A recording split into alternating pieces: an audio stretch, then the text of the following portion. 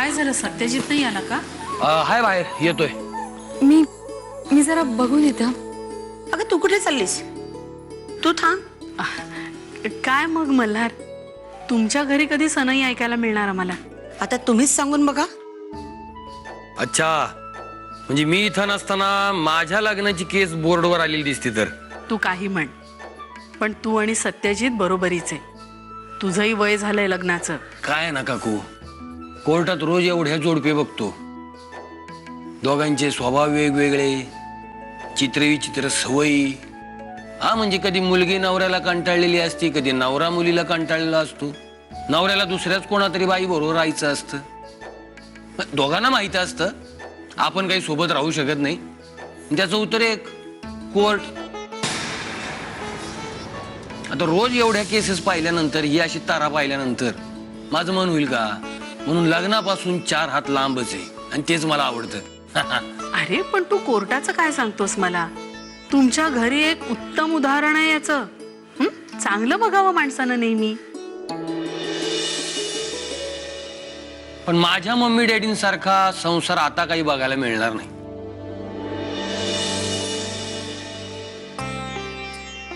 हा, म्हणजे आता संसार करायचा तर एकमेकांना एकमेकांच्या स्ट्रॉंग आधाराची गरज असते, एकमेकांना समजून घेण्याची गरज असते, आणि सगळ्यात महत्वाचं ते म्हणजे एकमेकांवर डोळे झाकून ठेवलेल्या विश्वासाची गरज असते.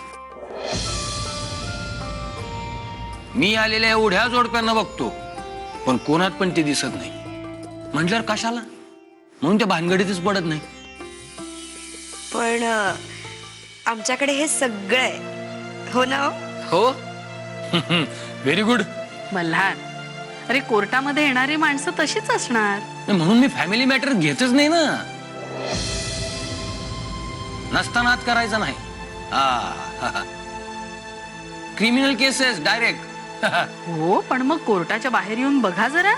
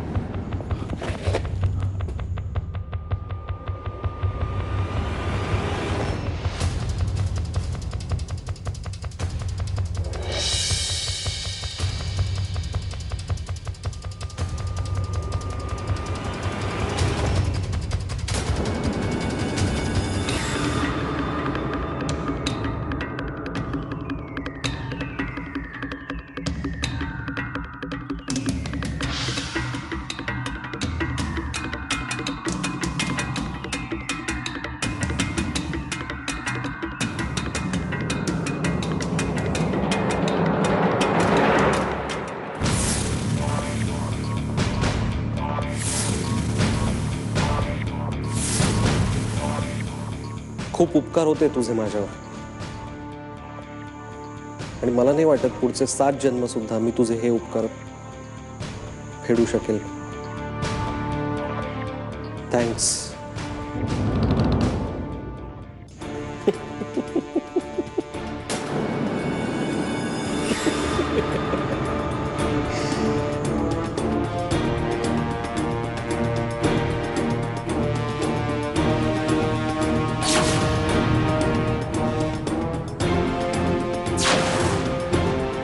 सत्यजितला भेटायला जाताना हे घालून जा.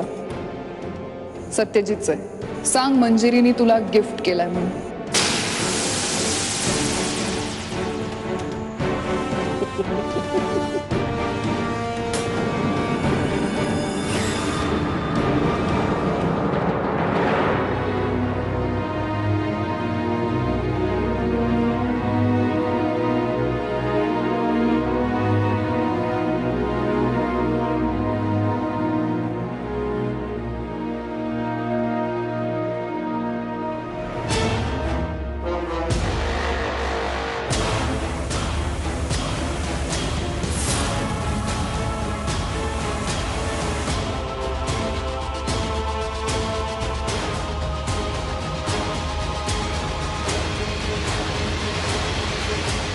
Hello hello Priya. मंजिरी, प्रिया तू घरीच आहेस ना? बोल. अगं हे हे घरी आले आहेत का? घरी नाही आला. अगं तुम्ही एकत्रच होतात ना? हो अगं आम्ही बरोबर होतो, पण पण अचानक हे कुठे गेले काही कळत नाहीये मला. मला खूप भीती वाटायला लागली. तो मध्येच निघून गेला आणि तुम्ही अजून तिथेच आहात का? हो हो. अजिबात काळजी करू नको. त्याचं वागणं तुला नवीन आहे का मंजिरी? आलं असेल काहीतरी डोक्यात, गेला असेल निघून. तसं नाही, पण मला खूप भीती वाटायला लागली. तू तू बोलली होतीस ना त्यांच्याशी? मी बोलीन त्याच्याशी, पण माझं बोलणं तो कितपत ऐकेल माहित नाही. प्रिया अगं काही सांगून पण गेले नाहीयेत, अचानक गेले. मला बोलता पण नाही आलंय त्यांच्याशी. हे बघ मंजिरी, तू घाबरू नको. मला सांग, तो त्याची गन घेऊन गेलाय का बरोबर? हा माहित नाही. नाही नाहीच नेली त्यांनी. मग ठीक आहे ना. तू टेन्शन घेऊ नको. तिथेच कुठेतरी गेला असेल, येईल परत. हो पण इथे नाहीयेत अगं ते. अगं येईल तो, आणि इथे जर आला ना तर मी तुला सांगते फोन करून. ठीक आहे? पण प्लीज मला नक्की फोन कर, विसरू नकोस. हा हो.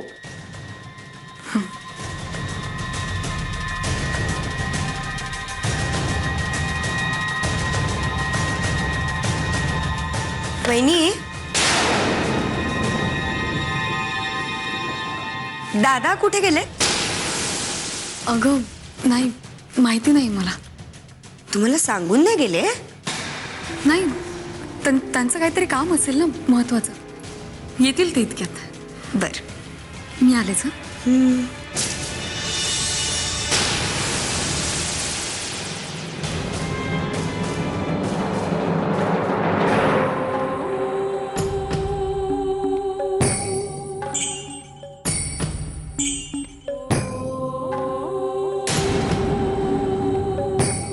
उगाच नुसतं उभं राहण्यापेक्षा काय विचारायचंय ना ते विचारून मोकळी हो एकदा.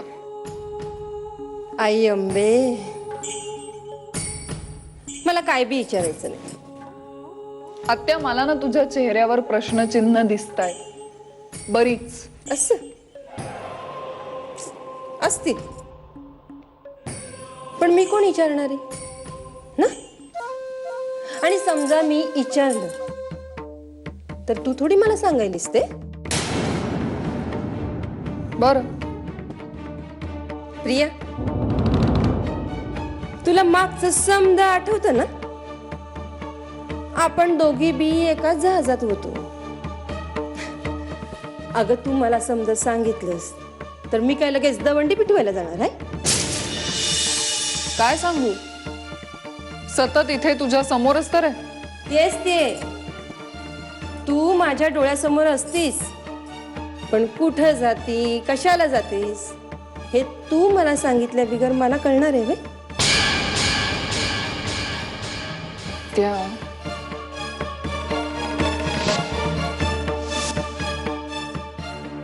सत्यजित आशिषला भेटायला गेलाय. मला तिकडे लवकर जायला हवं. तिकडे काय होईल काय नाही काही सांगता येत नाही. पण तुझा आणि त्या आशीचा काय संबंध म्हणायचा? हेच तर तुला कळत नाही ना आत्या. सगळ्या गोष्टींना अशा स्पष्ट करून सांगाव्या लागतात तुला. आणि आजकाल भिंतींना सुद्धा कान उगवायला वेळ लागत नाही. आता ती नेत्राच बघ ना. मला ना ती मुलगी अजिबात पटत नाही. ते भिंतीला कान उगवल्यावर त्याचं काय करायचं ते बघता येईल ग. पण मला सांग, तू आणि आशिष एकत्र म्हणजे तुम्ही दोघांनी मिळून हे समज केलं? ते सगळं तुला सांगून काय उपयोग आहे? नाही नाही नाही, म्हणजे तू आशिषला भेटायला पुण्याला गेलती, मग तो फोटो, मग आशिष मंजिरीला भेटला. आत्या, तुझा स्वतःच्या मनाप्रमाणे उरलेली स्टोरी रंगव. जा आता. जा जा म्हटलं ना.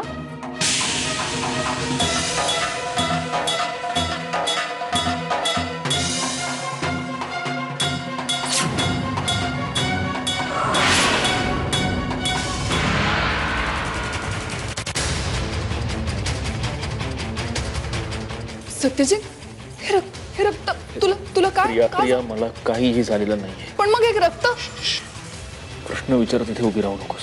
तुला जर असं कोणी पाहिलं तर प्रॉब्लेम होईल. तू चल आतमध्ये चल.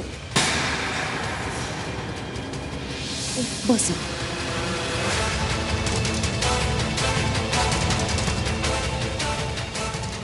सत्यजित, अरे काय आहे तुझ्या शर्टवर हे रक्ताचे डाग? तू कुठे गेला होतास? तुला माहितीये मला मंजिरीचा फोन आला होता. तू त्या शिंदेबाईंच्या घरून कुठेतरी बाहेर पडला होतास म्हणून. कुठे गेला होतास तू? सांग मला सत्यजित. हे बघ प्रिया, मला आता काहीही बोलायचं नाही. हे नाही जमणार. तुला मला उत्तर द्यावं लागेल सत्यजित. तू आता नाही बोललास ना तर माहिती नाही उद्या काय संकट येईल आपल्यावर. प्लीज सांग मला, तू कुठे, तू तू काय केलंस? सत्यजित, सत्यजित तू आशिष, तू नाही नाही, मी आशिषला मारलेलं हो, मी आशिषला मारायला गेलो होतो, पण मी आशिषला मारलं नाही. मग हे रक्ताचे डाग तुझ्या शर्टवर कुठून आले? काय झालंय? हे बघ, मी तिथे गेलो तेव्हा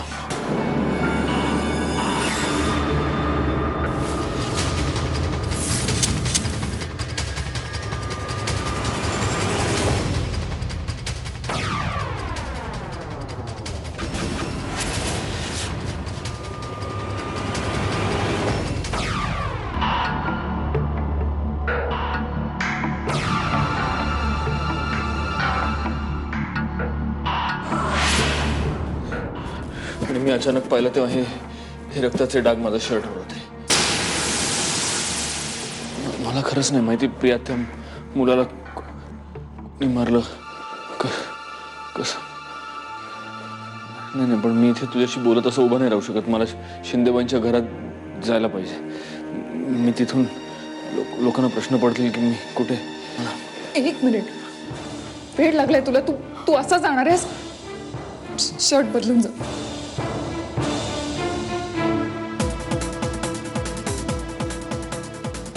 हे घे, तू चेंज कर, मी बाहेर थांबते.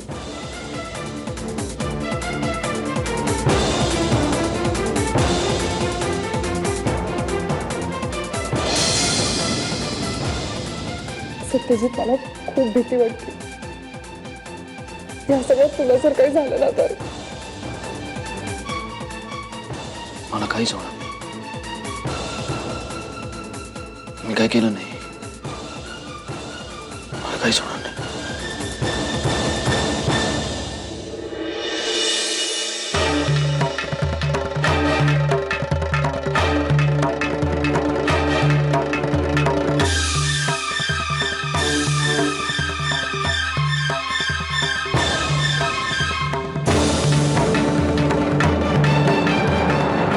ठाकूर नमस्कार करते.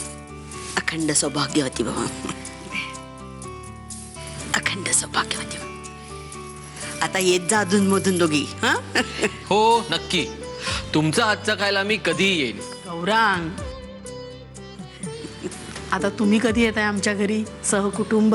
येऊ की येऊ. नाही, मला टाइम मिळाला ना की येऊ. तर त्याच्या लग्नाची पत्रिकाच घेऊन या. तुमची इच्छा पूर्ण हो. होणार तर नक्की होणार. बराच वेळ झाला. सत्यजित कुठे? वहिनी, तुम्हाला काय सांगितलंय का? नाही, अहो त्यांना फोन आला होता ना, अर्जंट कामासाठी गेले असतील कुठेतरी. बघा, हा असा आहे सत्या. हा, आम्हाला वाटलं वहिनी तुम्हाला तरी माहिती असेल. कुणाचा फोन? नाही, माहिती नाही मला.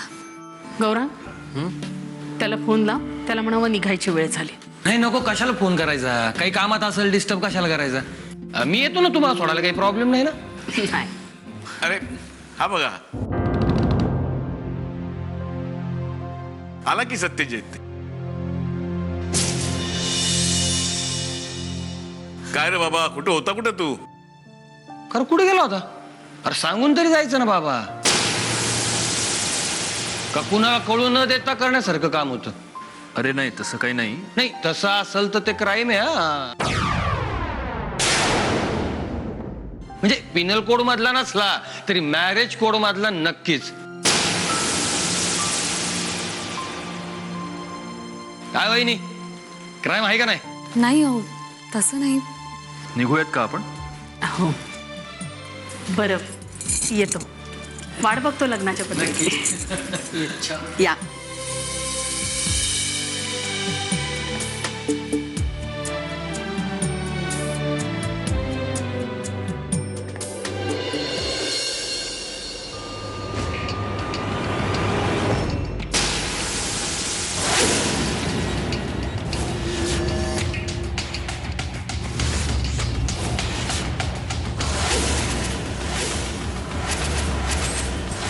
हे काय आहे हे? रक्ताचे डाग? अगं सत्यजितचा शर्ट आहे ना हा? काय म्हणायचंय?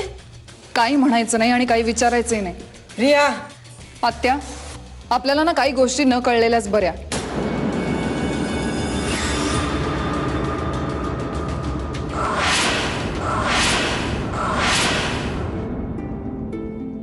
चला सत्यजितराव, भेटू पुन्हा. हा नक्की. तसं आमच्या वकिलांना भेटायला लोक तयार नसतात, आणि त्यातून क्रिमिनल लॉयरला तर नाहीच नाही का? चल येतो.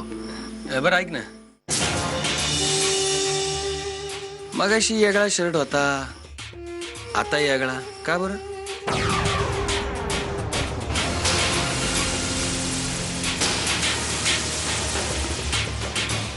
डाग पडला होता शर्टवर. मग मी फोनवर बोलत बाहेर गेलोच होतो. म्हटलं शर्ट बदलावा. बरं नाही दिसत ना लोकांमध्ये डाग पडलेला शर्ट. आणि तसंही माझ्या गाडीत नेहमी एक स्पेअर शर्ट ठेवतोच मी. आपण सांगू नाही शकत कधी डाग पडतील, कधी चिखल उडेल. असू दे असू दे. नाही, मी आपलं सहज विचारलं. पण तू का आरोपीच्या पिंजऱ्यात उभा असल्यासारखं सांगतोय? Good night. Good night.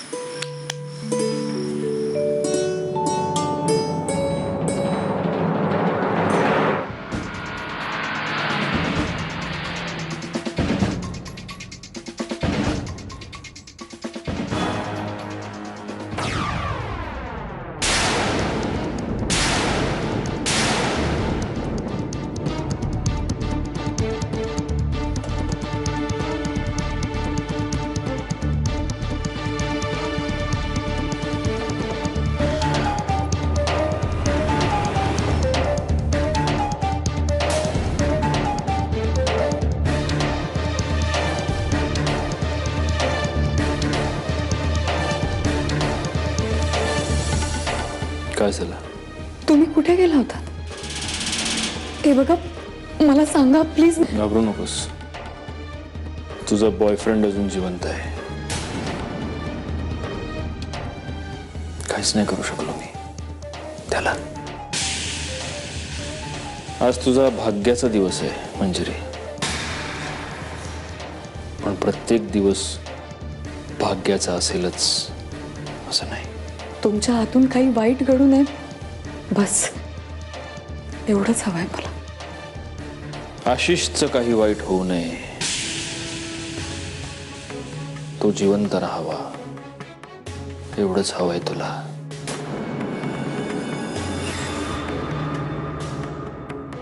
मला एक सांग, तुझा आशू मेल्यानंतर हे कपाळावरचं कुंकू लावायचं थांबशील की? माझं फक्त आणि फक्त तुमच्यावरच प्रेम आहे आणि या गोष्टीची जाणीव होईल तुम्हाला. मात्र ज्या दिवशी ही जाणीव तुम्हाला होईल ना, त्या दिवशी या सगळ्याच क्षणांची परतफेड तुम्ही कशी करता ना ते बघायचंय मला.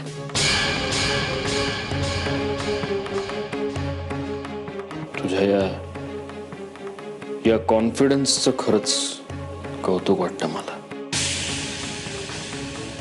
तुला काय वाटतं, ही अशी डायलॉग बाजी तू केल्यानंतर माझा विश्वास बसेल की तू जे म्हणतेस तेच खरं आहे? तुझा प्रामाणिकपणा पटेल मला? शक्य नाही. मग असे प्रयत्न तरी का करतेस तू मंजिरी?